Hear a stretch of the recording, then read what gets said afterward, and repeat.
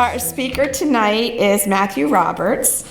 He's a fourth-year medical student and an aspiring neurologist at the Medical University of South Carolina. After being diagnosed with type 3 Ehlers-Danlos in his first year of medical school, Matthew founded the Alliance for Disability Advocacy, working closely with the administration to reduce barriers and improve accessibility for other students living with disabilities at MUSC. Through the group, Matthew has organized campus discussions on disability and led workshops on self-advocacy and applying for accommodations. So thank you so much, Matthew. Come on up and join us. And if you need a water, I have a water right back here. Alrighty, thank you so much, Nancy, for the introduction. So, again, my name is Matthew Roberts. I'm a fourth-year medical student here at MUSC, and wanted to talk to you about the accommodations process, having been through it both from the school front and from the workplace front. Thought I could shed some light on this. So, just a quick overview, an outline of what I want to talk about today. So, number one, first, what are our legal rights when requesting accommodations? And this is really the most boring part of the talk, but it's extremely important because if you don't know what your rights are, systems can take advantage of you, right? And you can put yourself in a position where you suffer unnecessarily because you don't know that there are avenues that you can make your situation better. Next, what sort of accommodations out there exist? What's something that you can expect to request? And then how do you actually go about starting that conversation? What are the things that you should do before you walk into that meeting? Make sure that you're best prepared and you get the outcome that works the best for you. And then also just some handy resources where you can look to get more information, because this talk could be several days long, and so I'll try to do as much as I can in 20 minutes to help start that process, but there's a wealth of really amazing information out there, so I chose some choice links to start, at least. So just a quick disclaimer, I'm not a physician, I cannot offer any medical advice, and I'm certainly not a lawyer, so I cannot offer any legal advice, and I have no financial disclosures, but I have been through the process, and so hopefully I have some experience, both with some of the symptoms that many of you probably have dealt with, and how to go about making systems work for you. Cool, so let's dig in. So first, what is the law? So the American with a Disabilities Act prohibits discrimination on the basis of workers' disabilities. So that is in the hiring process, that is on the job, that means they can't fire you for your disability. It covers a very broad scope of it. And it first begs the question of, well, like, what is a disability? Because legal definitions are not the same as medical definitions are not the same as other definitions. And so what the Act specifically provides for us is that employers must provide reasonable accommodations to allow employees to thrive. And so then, of course, what is reasonable? That's a very broad term. So under the law, this is how they define a disability: any physical or mental impairment that substantially limits one or more major life activities. So again, fairly broad, but that means this really isn't a medical disability. You don't even have to have a diagnosis, right? As long as you have something that limits your capacity to perform your job due to mental health issues, then that is a disability. And the law, these are all direct quotes from the law as it's written, that it is meant to be used as broadly and as liberally as possible that the law can permit. And so it's really in your favor in many, many different ways to take advantage of this to get the accommodations that you need. And so then, right, you don't have to have issues with a broad swath of things in order to request a disability. So just because you may be good at your job, just because your grades are fine, that doesn't mean you don't need accommodations, right? And the same thing is true in the workplace. So next, if for whatever reason the issues that you deal with are things that are not always present, they come and go, they may be seasonal, you may have good days and bad days like all the rest of us, and you don't have to always be sick. You don't have to always have issues to be considered a disability. If you ever have it, you qualify. Next, if you wear braces and they help and they make your pain better, if you have other accommodations already in place, just because you are more functional because of those braces doesn't mean you don't have a disability, right? They can't deny your request for accommodations because you already have things that help, right? Like, you wouldn't say that somebody who's fighting cancer doesn't have cancer because their chemotherapy is working, right? So there's a lot of these little caveats that, again, are really important to take into consideration, so that way when you're meeting with people, you know what your rights are. So then the next sort of broad definition is, what is a major life activity? So I'm honestly impressed how broad of a definition that they use. So basically any function of life, and so that's performing tasks, seeing, hearing, eating, sleeping, walking. I won't read all of these for you, but on top of that, it also includes basically every bodily function. And I'm thinking on Ehlers-Danlos, on mast cell activation syndromes. I mean, there are a whole slew of bodily functions that don't work the way they should, right? All of you qualify. Okay. So then what is a reasonable accommodation? So first there's like the general thing that we all think of when we think of accommodations, right? It's accessible stalls and bathrooms. I mean, these are things that come to mind because they're the few things that have existed for 30, 40 years going back, right? Accessible parking spots, but it's so much more than that. Now, there are also limitations on what is considered reasonable. So first, it cannot create undue hardship to the employer. So this is significant difficulty or expense. And the way the law is written, it is on the burden of proof is on the employer, right, to demonstrate this. All you have to make is say that you have a disability, right, that you would like accommodations. You don't have to prove that other than giving documentation for what you experience. It's entirely on the employer, on the company to say that they can't do this. And the legal scrutiny that goes into saying that this is undue hardship is a really uphill process for them. So this really is written in your favor, and there are several Supreme Court precedents and legal precedents for making this a very difficult thing for the company to deny. Now, and they're also not required to reallocate essential job functions. Let's say you're a hand model. If you lose your hand in a shark bite, you can't perform the essential functions of your job, right? And it's a silly example, but like for me in the College of Medicine, in order to enter the College of Medicine, you have to meet just basic requirements, right? You have to be able to get around, whether that's by wheelchair, whether that's on your feet, by whatever means necessary. You have to be able to see patients, right? A lot of diagnosis is using our eyes. You have to be able to touch patients. A lot of diagnosis is being able to perform a physical exam. And so every job, whatever it is, has basic functions that you have to have. And it's not discrimination to prevent somebody from doing a job if the functions that the job requires at its core are not performable by the person. So those are the two main caveats. And so these first sets of examples of reasonable accommodations are directly out of the law. These are all in the text of the Americans with Disabilities Act. So first, job restructuring, right? Modified work schedules.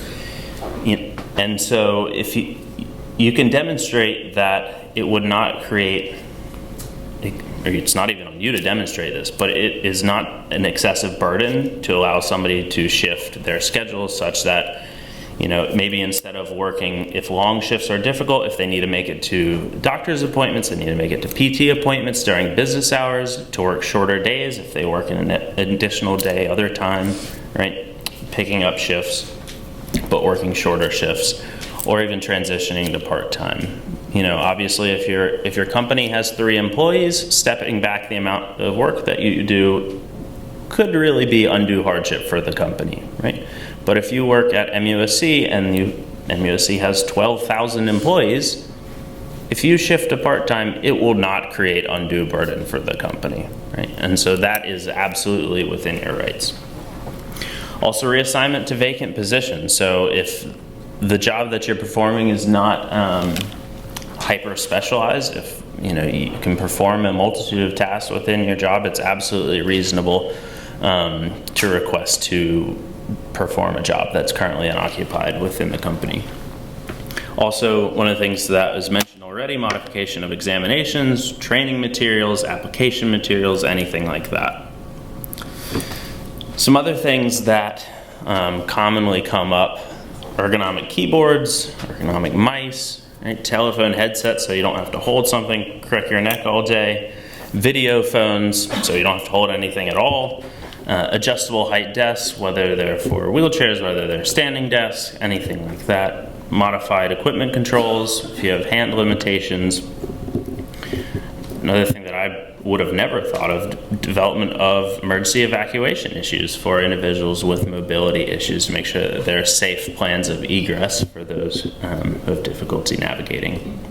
Also, accessible drinking fountains. I was trying to think when I was seeing what accommodations might apply to Chiari, and we have many patients that I see even now in Gen Neuro that have spinal fusion starting from their occiput and going halfway down their back.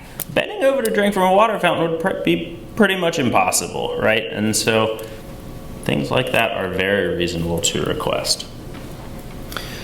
Next, options to work off-site, work at home for parts of the job. Maybe all of the job can be done at home, maybe none of it can. But this is the process of thinking about some of the things that may be possible depending on what the details of your job are. Anti-glare screens to reduce eye strain, there that is again. Modified equipment controls, once again. Can you tell that I have a hand issue? Also, flexible unpaid leave. Oh my. So, almost all jobs that are full-time offer, this is very finicky, offer some form of leave, paid or unpaid. And one of the easiest ways to take advantage of that is to request that to be used in an as-needed basis. It doesn't have to be in chunks, it can be whatever is flexible. So you can set it up such that it's flexible to serve your needs, whether you have emergency medical issues that arise, you need to take time off. Those are things that you absolutely can and should use whenever you can. All right, so just a little bit of stats on this, because I think a lot of accommodations, when you're trying to think about physical accommodations, cost money. But if you look at the statistics nationally on what are the accommodations that are requested, a third of them have absolutely no cost at all. Half of them cost less than $50, right? And you can see as you go up, 70% cost less than $500 and 88% cost less than $1,000. And so I think it's important to recognize this for a couple of reasons. Number one, it's reasonable to get accommodations for things that cost over $1,000. You shouldn't limit your thinking just because something is expensive, right? Next, that a lot of things that can be done to improve your life are free and reasonable, and there's no reason why they shouldn't accommodate that. Okay, so next, how to actually go about getting accommodations. So quick overview of the 5 steps. First is you gotta brainstorm. There's a lot of stuff that you gotta consider really carefully before you ever go approaching and setting up a meeting. Then how do you get the most out of the meeting once you're in it? Making sure that you agree on the accommodations once you've been through that meeting, once they've proposed the accommodations, and then when they've implemented, continue to evaluate the accommodation and make sure it's still serving your needs. All right, so let's go through these. So step 1 is brainstorming. Now, I say this all the time in the Alliance for Disability Advocacy, but you have to be your best advocate, right? Nobody knows your situation better than you do. Nobody will fight for you as hard as you. And so it is extremely important that you practice good self-advocacy, and I think it's an important step for anybody, but especially with disability, right? So questions that you really want to answer. Number one, what are the essential functions of your job?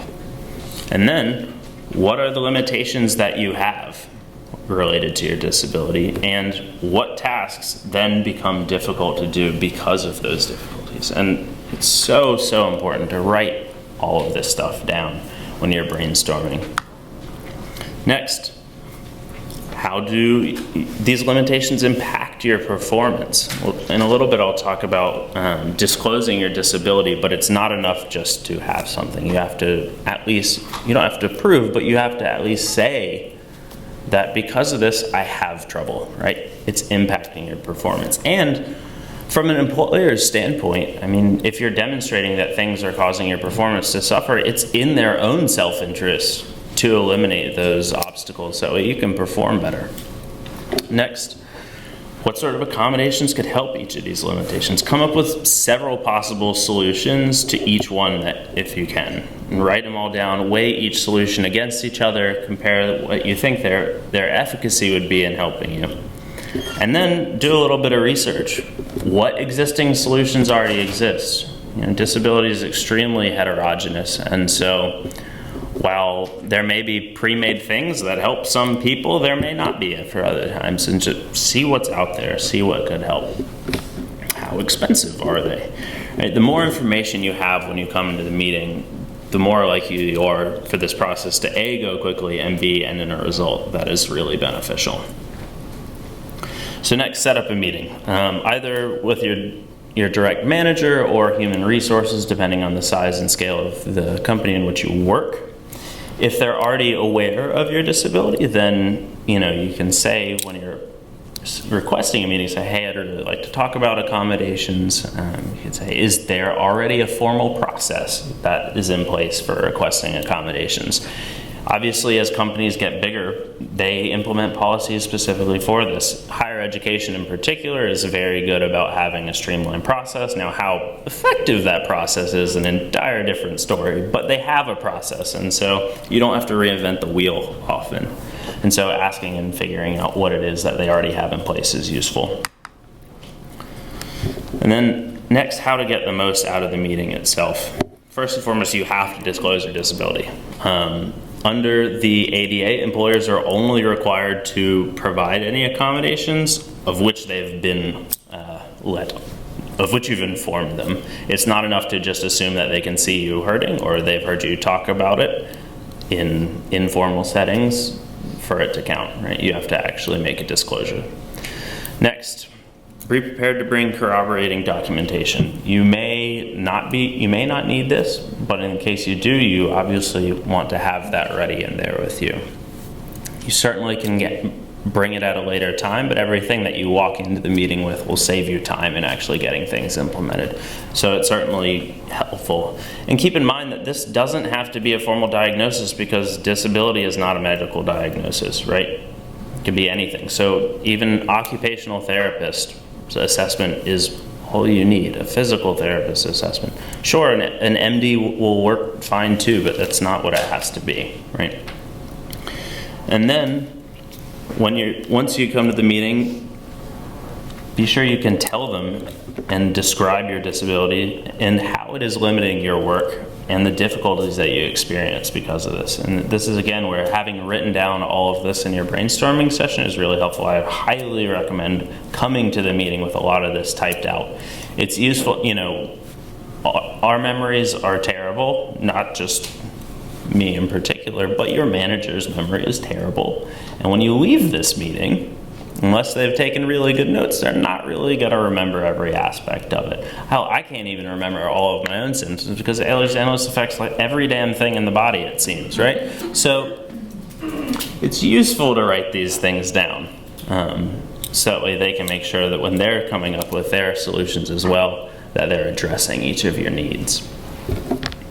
And then share the solutions you've come up with, right? If they're pre-existing products, have a link there with it where they could purchase it, where they could go directly to obtaining it. Not all accommodations are that simple and straightforward, but some of them certainly may be, and so having that already there for them is helpful.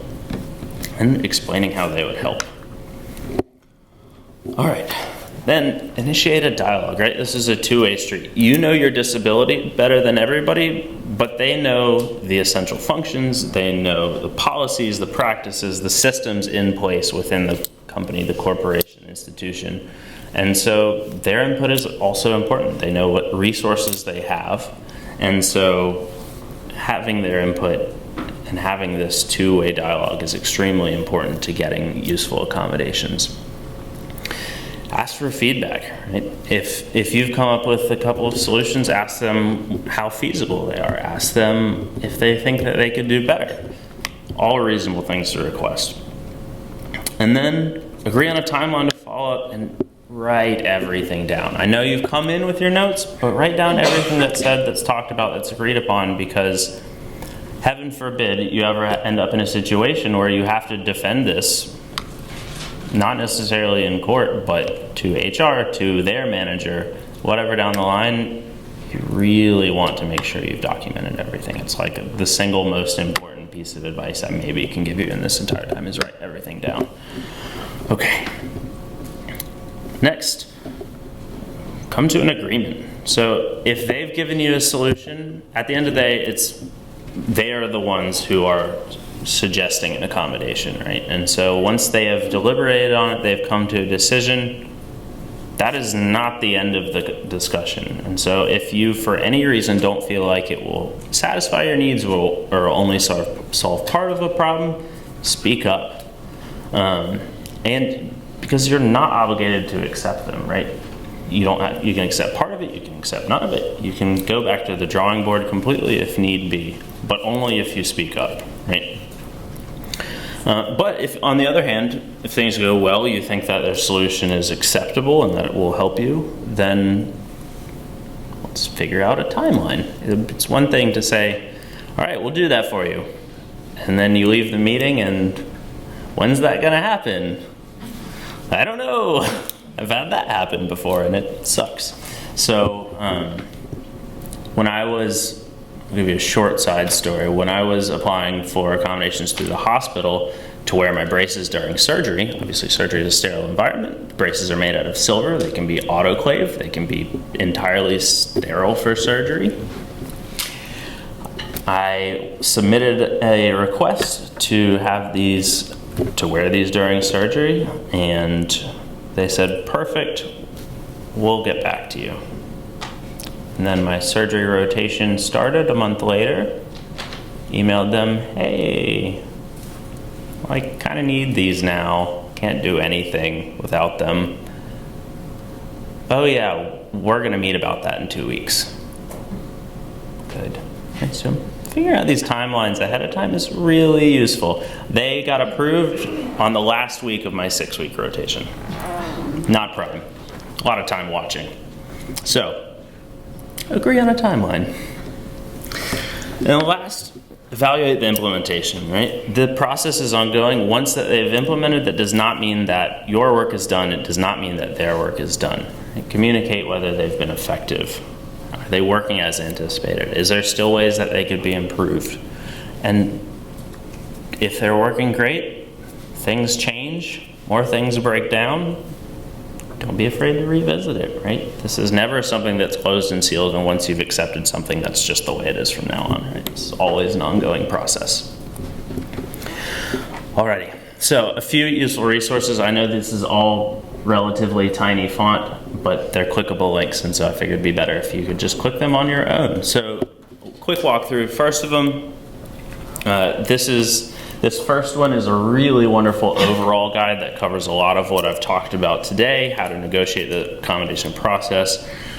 Then the next one is a very legal-easy set of questions and answers and scenarios, and it is extremely helpful. They go into, I think, 45, 47 specific examples of a problem, a solution that would be reasonable, and a solution that would not be reasonable for every single problem, every single solution. What is considered an undue burden, right? What is considered reasonable? This is a really good resource to get your idea behind. Once you've come up with the things that you want to ask for, if you want to gauge it against what has been legally demonstrated to be reasonable, what is legally demonstrated to not be undue burden, this is a great resource, the second one there. Next, PANDAS, the Protection Advocacy for People with Disabilities, is a really wonderful organization. Every state has one. PANDASSC.org is the one for South Carolina. They offer no charge services. They can give you legal advice. They can give you general advice for requesting accommodations, general advice for how to make your life easier living with a disability. It's a really wonderful nonprofit organization. And the last, just another good general resource to round it out, National Disability Resource Network is another really great website. They have a whole bunch of resources there. Oh, and I skipped the Ehlers-Danlos one. On the Job Accommodation Network, which is both the first and the fourth link up there, they have specific accommodations that they've seen people get in the past, what's reasonable for multiple diagnoses. Alas, Chiari and syringomyelia are not in that list of things, but somehow Ehlers-Danlos is, and so given the overlap of symptomatology, it's certainly something that you may find useful. I mean, for every possible function of a job, they have like 70 different examples of accommodations. It's really impressive. So another good resource that's hopefully somewhat relevant to all of us.